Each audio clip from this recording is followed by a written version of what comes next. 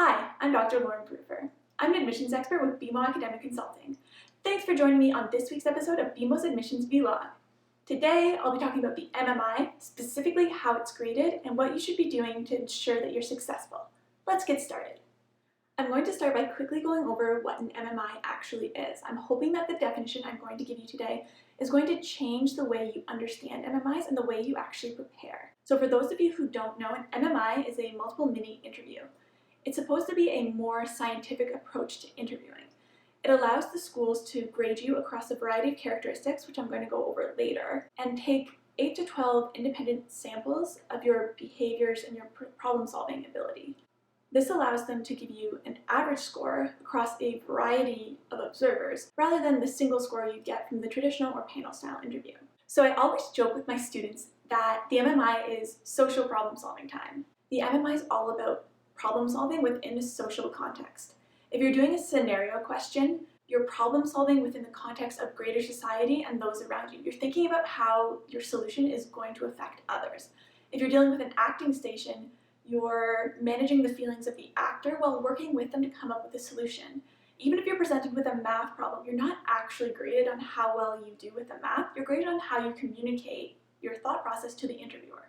So it's really important for you guys to think of the MMI as using your analytical and communication skills to problem solve within a social context. And all of this makes sense because a big part of the day-to-day life of a physician is social problem solving and dealing with the feelings of patients and their coworkers and colleagues and all of that.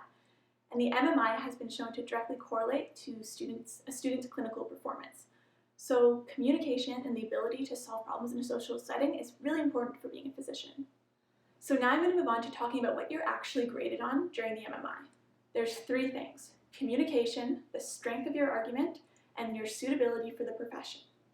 So I'm going to go over all of these things one by one and explain them a bit further. So in terms of communication skills, they're looking for how you present your thoughts as well as how you interact with others. For the MMI, there's 4 main things that you need to be keeping in mind.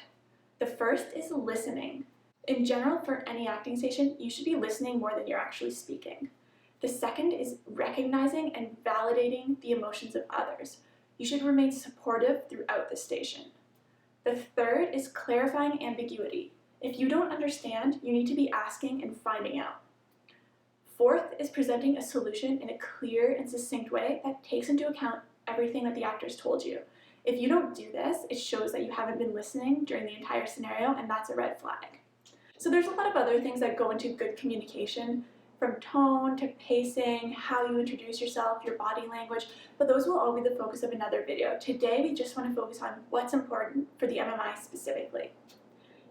Next, I'll be talking about the strength of your argument. The strength of your argument is evaluated on 3 main things. First, did you identify the problem using your analytical thinking skills? You'd be surprised how many students actually fail to identify the problem.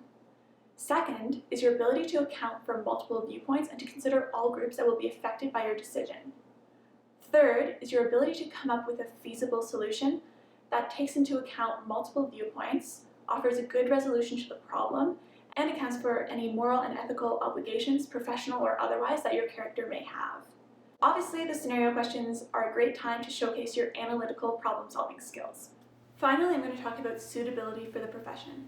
This is assessed using personal type questions. So, why medicine? Tell me about yourself. Tell me about a time you used communication and teamwork skills, or any quote type questions.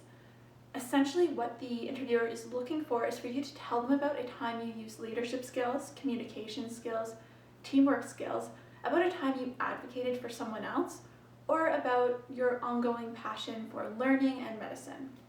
Essentially, you want to be using your life experiences to demonstrate to them you actually possess all characteristics and behaviors that are exhibited by great physicians. And then go back to your CV and think of examples from your life when you exhibited those characteristics, and then prepare them, practice going through them for interview day. Great, so you should now know everything you need to know about how the MMI is actually graded: communication skills, analytical skills, and suitability for the profession. If you're looking for even more tips for preparing for your MMI, check out the first link below. If you're looking for help with interview prep or MMI prep,